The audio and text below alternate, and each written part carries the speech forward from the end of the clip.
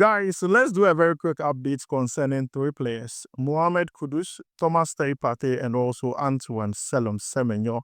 But before we jump into it, don't forget to like, subscribe, and also turn on notification. My name is Adam.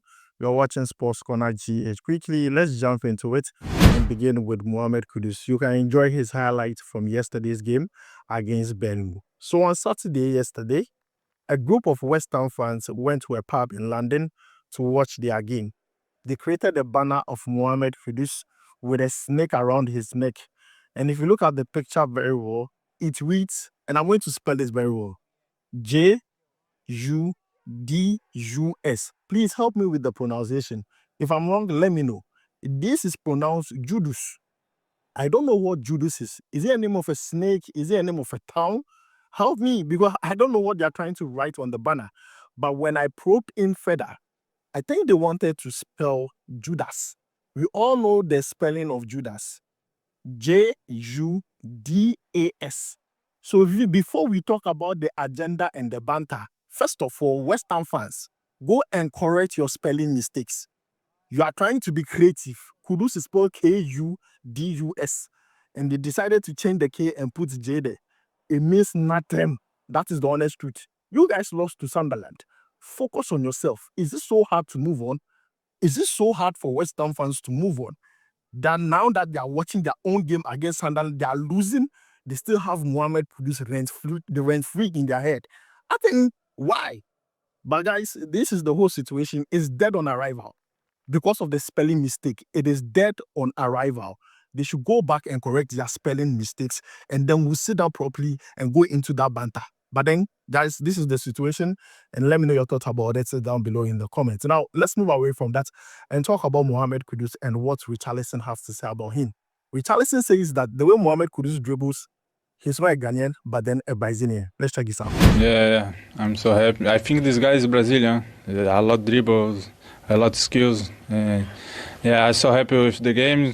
So guys, you have heard from Richarlison. Richarlison is saying what I've been thinking. I said it in my previous video that Mohammed Kudus, if he's from Brazil, he would be called Kudusdino. Guys, comment Kudusdino. Oh, but look, this is what I've been saying for a very long time, that the way Kudus plays football, the way he dribbles, he plays that jogo bonito football. Now, for those who don't know jogo bonito, it is a Portuguese word. Now, jogo bonito translates as the beautiful game. It is used to describe the style of football particularly associated with Brazil, emphasizes on skill, creative, and expressive play. So Mohammed Kudus is playing Jogo Bonito. Comment Kudus D. What? Richarlison, he knows what he's talking about. He did not end there. He also added that Kudus has to score. And I agree with him. Kudus has to score in the next game. Kudus, please, we want to see that goal celebration. It's been a while I've seen it. I want to see that goal celebration. Are you changing it or you are maintaining the whole cheer thing? Let us know. I want to see you score a goal and do your goal celebration. It is very, very important. But then, guys, this is what Richarlison is saying about our star boy. I'm happy for him. Definitely, he's going to make EPL Team of the Week. I just have to wait patiently for Monday to see the official one. But then, guys, this is the whole update concerning Mohammed Kudus. Last one has to do with when Mohammed Kudus was substituted out of the game. Look, the moment he shared with the coach on the touchline was just supreme, was just nice. Check this out.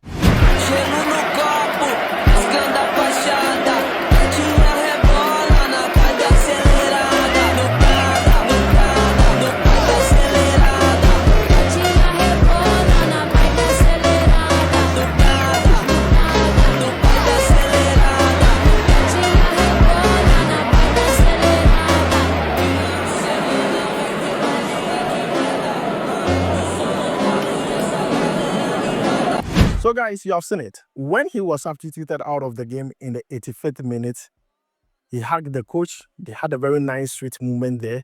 The whole players that were sitting on the bench, the technical team, everybody was impressed with his performance. These are things that were not shown on TV. The second one has to do with the second goal that was scored in the game. Did you know every single Tottenham Hotspur player touched the ball? From goalkeeper to Richarlison. Every single player on that pitch touched the ball. And that was wild. And I'm not going to lie, when it comes to goal of the season, it is there. Right now, you need to beat it. That is the standard now. Because that patience build up to the goal made it so beautiful. It even makes it more beautiful.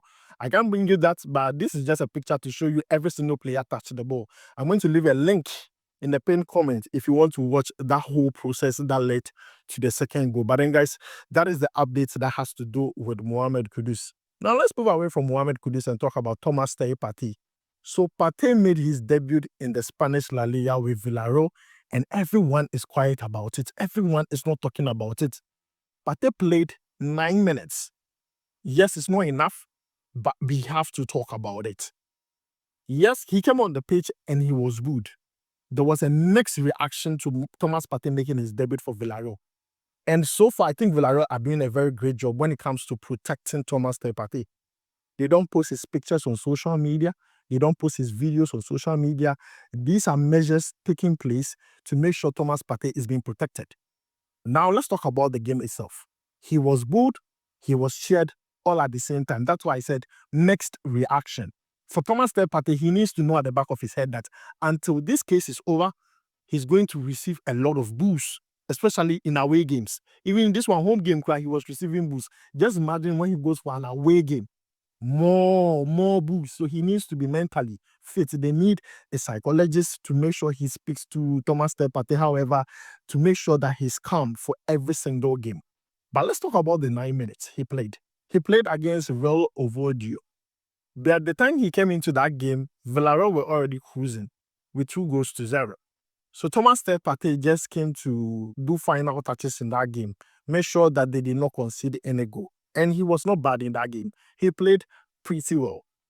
But then, one thing I was really happy about in that game, it was Thomas Partey facing Kwesi Sibo. Now, Kwesi Sibo is another Ghanaian player who plays for Real Oviedo.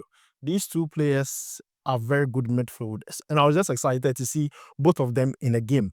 Now, when the game ended, Thomas Partey and Kwesi Sibo had a small tete-a-tete. Two-man. They did some small two-man in one corner. And then Thomas Partey gave his jersey to Kwesi Sibo. And this is just beautiful. But then, guys, the fact that people did not talk about it pained me a lot. But I believe Thomas Partey is going to be very successful at Villarreal. Their next game is against Girona next week, Sunday. It is going to happen. I'm sure Thomas Partey is going to start in that game. It's also a home game. So I just hope that he starts or gets more game minutes than what he had when Villarreal played against Real Oviedo. But guys, this is the latest update that has to do with Thomas Partey. He's debuted for Villarreal in the Spanish La Liga. He played only 9 minutes. I'm not going to rate him. The rating is not important because when he came into the game was done. But I'm just hoping that more games come, he plays more games because we need him in the national team. We don't want him playing less games. No, he needs to play more games. Now, let's move away from that and talk about Antoine Semenyo. Semenyo on Friday, with Bournemouth played a very good game against Liverpool. Semenyo scored 2 goals, but they lost that game by 4-2. But something happened in that game, which I've already talked about in my previous video. You need to go check it out. West Semenyo confronted a racist, insulting him. The insults were too much for Semenyo, and Semenyo had to report to the referee. Anthony Taylor took an action, stopped the game to make sure that the racist was ushered out of the stadium. Guess what? The racist was in a wheelchair. And I like the way the football body stood for Semenyo. Everybody stood for Semenyo. Everybody was behind him. The whole world. FIFA, Ghana Football Association, Bournemouth, Liverpool, everyone was behind him. Every black person was behind Semenyo. This is what I'm talking about. This is what we want. But I'm going to say this. It's not like I'm being unprofessional, but this is the truth. Semenyo is a very calm player because I wonder what it would have been, how the whole situation would have been handled if it was Vinicius Jr. or Sule Ali Muntari B or Balotelli B. Hey, that cripple, sorry for saying cripple. The man in the wheelchair, I don't know what would have come of all that, because for you to discriminate and racially abuse someone who is just making you happy in the stadium because of your condition, you're even having a front row seat to watch the game very clean. You want to use that opportunity to what? To abuse the person? It's not me. Me, I can't be a footballer. Me, no. I can't. Like the only thing I'll tell him is that he should stand up and kind of talk to me. That is all I'll tell him. If I'll tell him that if he's a man, he should stand up from that which he can talk to me on the pitch. Because Charlie, no mercy for the cripple. Oh, sorry, no mercy for the one in the wheelchair. You understand? That's why they call it no mercy for the cripple. It's a slogan. No mercy for the cripple. It's a slogan. Yes. Like I was just telling you, if you're a man, just stand. And that one alone, it go vex some pass. Because you na but then you are there, you are racially abusing someone else. But I'm happy that everyone is standing for Semenyo in this hard time. And I like the way Semenyo mentally strong to be able to continue playing the game. I liked it. 2 goals for him. Last season, he scored 11 goals in the EPL. So far, he has scored 2 goals. 9 more to go. He's going to surpass his personal best.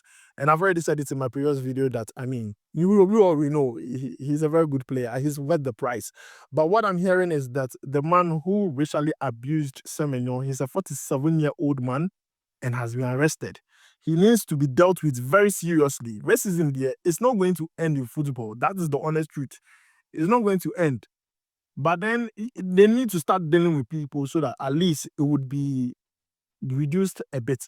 Going for someone else, they would have stopped the game, they would have walked off the pitch, but Semenyo stayed on the pitch. He did not even react, he just went to report. Simple. But Semenyo, I clap for you because I cannot be you. Because damn, if he had taught me, a Shama boy, you don't know. Like he go run, he will stand and run. I'm telling you, like the cripple will stand and run. So guys, this is where I'm going to end it. Don't forget to like, subscribe, and also turn on notification. I'm going to bring you more updates live here. Thanks for joining me. My name is Adam. Charlie, we go bye.